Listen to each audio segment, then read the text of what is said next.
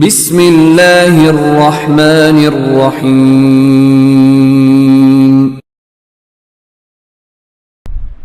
نحمده ونستعینه ونستغفره ونعوذ بالله من شرور انفسنا ومن سیئات اعمالنا من يهده الله فلا مضل له ومن يضلل فلا هادي له واشهد ان لا اله الا الله وحده لا شريك له واشهد ان محمدا عبده ورسوله يا ايها الذين امنوا اتقوا الله حق تقاته ولا تموتن الا وانتم مسلمون يا ايها الناس اتقوا ربكم الذي خلقكم من نفس واحده وخلق منها زوجها وبث منهما رجالا كثيرا ونساء واتقوا الله الذي تساءلون به والارحام ان الله كان عليكم رقيبا يا ايها الذين امنوا اتقوا الله وقولوا قولا سديدا يصلح لكم اعمالكم ويغفر لكم ذنوبكم ومن يطع الله ورسوله فقد فاز فوزا عظيما اما بعد فان اصدق الحديث كتاب الله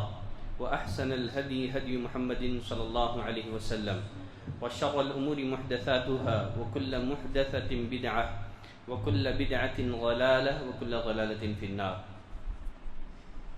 ہر قسم کی تعریف، بزرگی، بڑائی اللہ وحدہ لا شریک کے لیے لائق اور زیبا ہے، جو اس ساری کائنات کا خالق، مالک، رازق اور ہماری ہر قسم کی عبادتوں کا تنہا مستحق ہے۔ اللہ کی رحمتوں اور برکتوں کا نزول ہو سارے ہی انبیاء اکرام پر، خصوصیت کے ساتھ ہمارے اور آپ کے آخری نبی امام المرسلین رحمت للعالمین جناب محمد صلی اللہ علیہ وسلم پر۔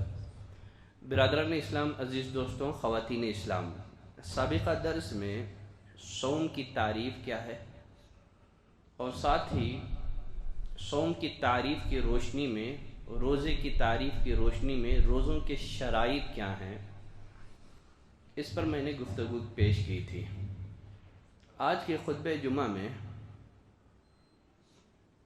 ان اعمال کا تذکرہ کیا جائے گا جن کو روزے کی حالت میں روزے دار کر سکتا ہے، یا دوسرے الفاظ میں روزے کی حالت میں جائز امور کون کون سے ہیں۔ روزے کی حالت میں جائز امور میں پہلے نمبر پر ہے بغیر مبالغے کے کلی کرنا اور ناک میں پانی چڑھانا۔ حدیث میں نبی کریم صلی اللہ علیہ وسلم نے فرمایا اسبغ الوضو، مکمل وضو کیا کرو، وبالغوا فی الاستنشاق، ناک میں اچھی طرح پانی چڑھایا کرو، الا ہے کہ تم روزے کی حالت میں ہو۔ روزے کی حالت میں ناک میں پانی چڑھانے کے معاملے میں مبالغے سے کام نہ لو۔ ممکن ہے کہ پانی ناک سے ہوتے ہوئے انسان کے پیٹ میں چلا جائے، معدے میں چلا جائے اور اس کے روزے کو فاسد کر دے۔ اسی حدیث کی روشنی میں اہل علم فرماتے ہیں روزے کی حالت میں ناک میں دوائی کے قطرے ڈالنا جائز نہیں ہے، اس لیے کہ وہ دوائی کے قطرے حلق سے ہوتے ہوئے انسان کے پیٹ میں داخل ہو کر کے اس کے روزے کو، اس کے صوم کو فاسد کر دیتے ہیں۔ دوران وضو کرتے ہوئے روزے کی حالت میں غیر ارادی طور پر پانی کے ایک یا دو قطرے حلق سے نیچے اتر جائے، اس سے صوم فاسد نہیں ہوتا ہے۔ اگر ارادتاً ایسے کیا جائے، عمدن ایسے کیا جائے، روزہ فاسد ہو جائے گا۔ غیر ارادی طور پر نہ چاہتے ہوئے کبھی پانی کے ایک یا دو قطرے حلق کے نیچے اتر جائے، اس سے صوم فاسد نہیں ہوتا ہے۔ عبداللہ بن عباس رضی اللہ تعالیٰ عنہ کا یہی موقف ہے، ان کی یہی رائے ہے۔ اللہ نے قرآن مجید میں فرمایا لا یکلف اللہ نفسا الا وسعها، اللہ کسی بھی نفس کو اس کی طاقت سے بڑھ کر کے تکلیف نہیں دیتا ہے۔ ما جعل اللہ علیکم فی الدین من حرج، اللہ نے دین میں کسی طرح کی کوئی تنگی نہیں رکھی ہے، اللہ نے دین میں آسانی رکھی ہے۔ روزے کی حالت میں جائز امور میں مسواک کرنا بھی ہے۔ روزے کی حالت میں مسواک کیا جا سکتا ہے۔ معاذ بن جبل رضی اللہ تعالیٰ عنہ سے اس بارے میں سوال کیا گیا، پوچھا گیا کیا روزے کی حالت میں روزے دار مسواک کر سکتا ہے؟ کہاں کر سکتا ہے، اس میں کوئی حرج نہیں ہے۔ پوچھا گیا دن میں کہ رات میں؟ معاذ بن جبل رضی اللہ تعالیٰ عنہ نے کہا چاہے دن میں کرو چاہے رات میں کرو، تو مسواک کیا جا سکتا ہے۔ سوال یہ ہے کیا دوران روزہ ٹوتھ پیسٹ کا استعمال جائز ہے؟ اس کا جواب یہ ہے جائز ہے، صرف اس کا ذائقہ زبان پر محسوس ہونے کی وجہ سے صوم باطل نہیں ہوتا ہے۔ پانی کا اپنا ایک ذائقہ ہوتا ہے، مسواک کا اپنا ایک ذائقہ ہوتا ہے، اسی طرح ٹوتھ پیسٹ کا اپنا ایک ذائقہ ہوتا ہے۔ محض زبان پر کسی چیز کا ذائقہ محسوس ہونا صوم کو، روزے کو باطل نہیں کر دیتا ہے، لیکن اولا یہ ہے، افضل یہ ہے، اختلافات سے نجات حاصل کرنے کے لیے آدمی صبح یا شام، سحری سے پہلے یا افطاری کے بعد، افضل یہ ہے کہ ٹوتھ پیسٹ کا استعمال کریں تاکہ اختلافات کا وہ شکار نہ ہو۔ روزے کی حالت میں جائز امور میں ایک سرما لگوانا بھی ہے۔ روزے کی حالت میں روزدار سرما لگا سکتا ہے۔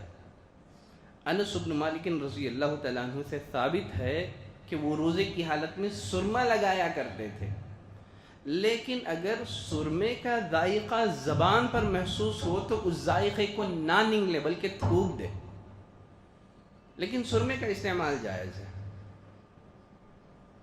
روزے کے دوران گرمی کی وجہ سے غسل کیا جا سکتا ہے۔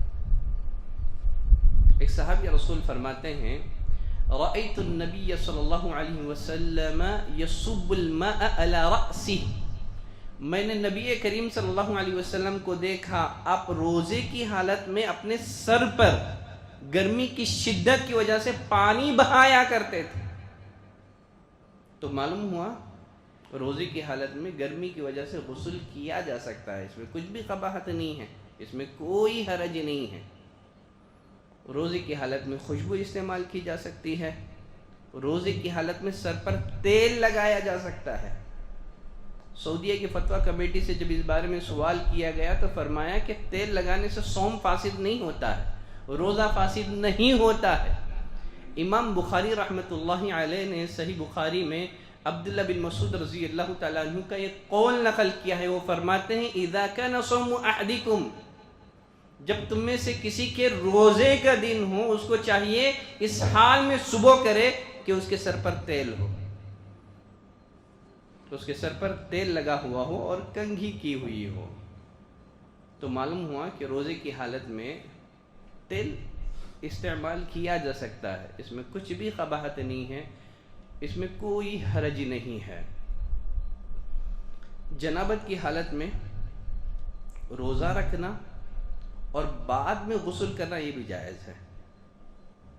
سیدہ عائشہ رضی اللہ تعالیٰ عنہ فرماتی ہیں میں اس بات کی گواہی دیتی ہوں کہ نبی کریم صلی اللہ علیہ وسلم اس حال میں صبح کرتے کہ آپ پر جنابت کی وجہ سے نہیں ہے، ہم بستری کی وجہ سے غسل واجب ہوتا تھا لیکن آپ روزہ رکھتے تھے، آپ جنابت کی حالت میں سحری کھاتے تھے لیکن پھر غسل کر لیا کرتے تھے۔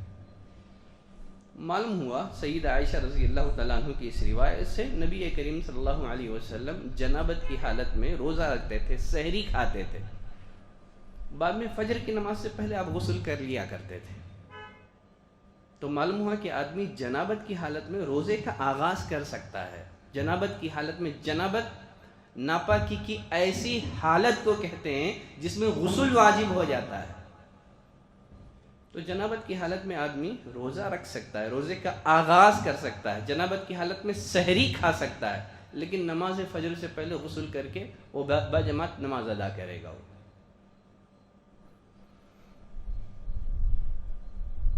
روزے کی حالت میں جائز امور میں ایک ہے پچھنا لگوانا، حجامہ جس کو ہم کہتے ہیں انگریزی زبان میں کپنگ کہا جاتا ہے۔ صوم کی حالت میں حجامہ کیا جا سکتا ہے۔ عبداللہ بن عباس رضی اللہ تعالیٰ عنہ فرماتے ہیں احتجم النبی صلی اللہ علیہ وسلم وهو صائم، صحیح بخاری کی روایت ہے، نبی کریم صلی اللہ علیہ وسلم نے روزے کی حالت میں پچھنا لگوایا۔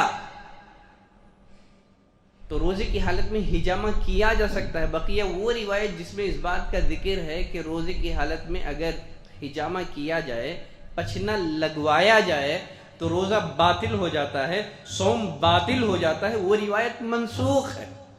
پہلے یہی حکم تھا، لیکن بعد میں خود نبی کریم صلی اللہ علیہ وسلم کے عمل سے یہ بات ثابت ہے کہ آپ نے روزے کی حالت میں پچھنا لگوایا۔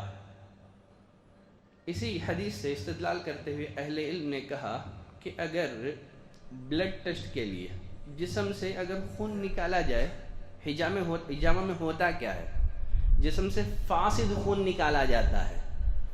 اسی طرح روزے کی حالت میں مرض کی تشخیص کے لیے، بیماری کی تشخیص کے لیے اگر بلڈ چیک کرایا جائے تو اس میں گنجائش ہے، اس میں کوئی حرج نہیں ہے۔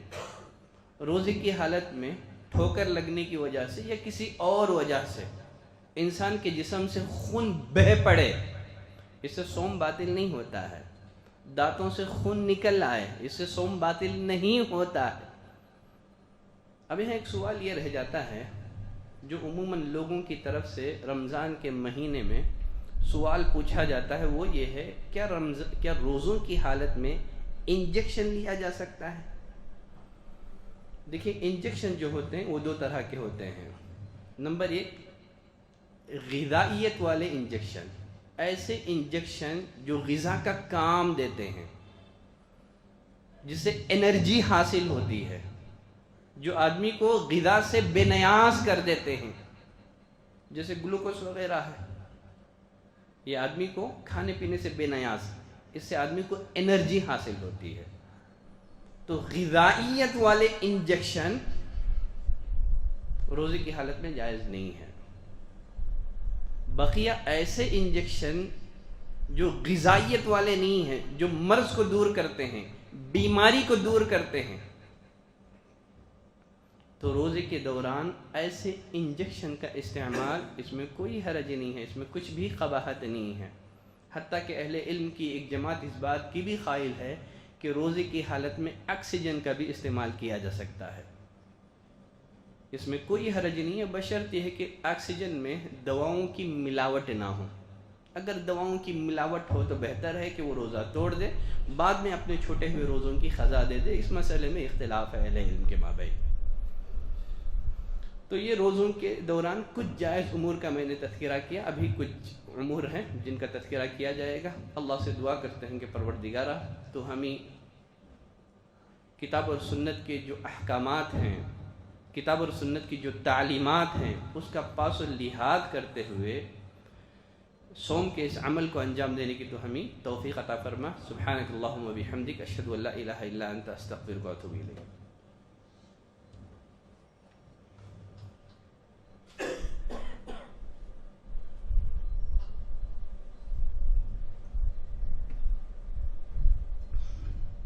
ان الحمد للہ نحمده ونستعینه ونستغفره ونعوذ باللہ من شرور انفسنا ومن سیئات اعمالنا، من يهده الله فلا مضل له ومن يضلل فلا هادي له، واشهد ان لا الہ الا اللہ واشهد ان محمدا عبده ورسوله۔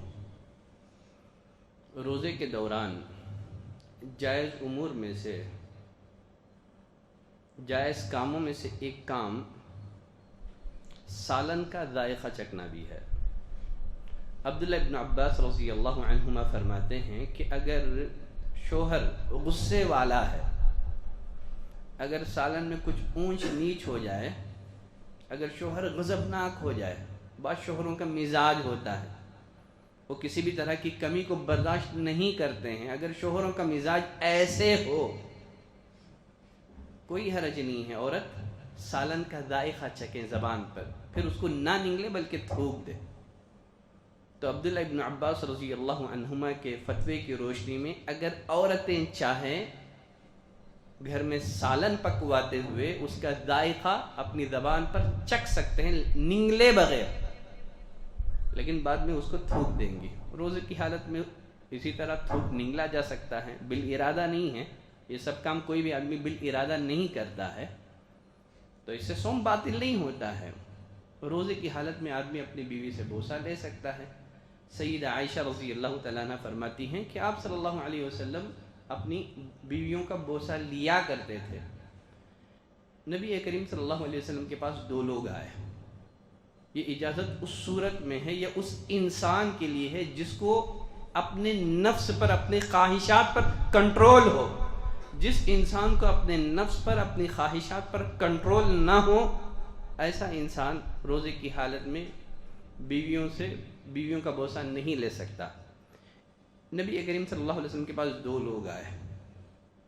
آپ نے پہلے شخص کو اجازت دی، دوسرے شخص کو اجازت نہیں دی. راوی کہتے ہیں جب ہم نے دیکھا تو جس شخص کو نبی کریم صلی اللہ علیہ وسلم نے اجازت دی تھی وہ بوڑھا تھا، اور جسے نبی کریم صلی اللہ علیہ وسلم نے منع کیا تھا روزے کی حالت میں وہ جوان تھا.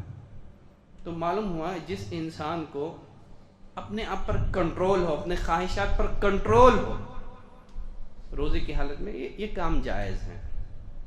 جس انسان کو کنٹرول نہیں ہے، ڈر ہے، خدشہ ہے، اندیشہ ہے کہ وہ گناہ میں واقع ہو جائے گا، ایسے انسان کو چاہیے کہ دور رہے. تو غرض یہ رہے روزے کے دوران کچھ جائز امور کا، کچھ جائز کام کا جو روزے دار روزے کے دوران کر سکتا ہے. ان اللہ وملائکتہ یصلون علی النبی یا ایھا الذین آمنوا صلوا علیہ وسلموا تسلیما. اللهم صل على محمد وعلى آل محمد كما صليت على إبراهيم وعلى آل إبراهيم إنك حميد مجيد. اللهم بارك على محمد وعلى آل محمد كما باركت على إبراهيم وعلى آل إبراهيم إنك حميد مجيد. عباد الله رحمني ورحمكم الله. إن الله يأمركم بالعدل والإحسان وإيتاء ذي القربى وينهى عن الفحشاء والمنكر والبغي يعظكم لعلكم تذكرون. واذكروا الله يذكركم وادعوه يستجب لكم ولذكر الله تعالى وأولى وعز وجل وأتم وأهم وأكبر.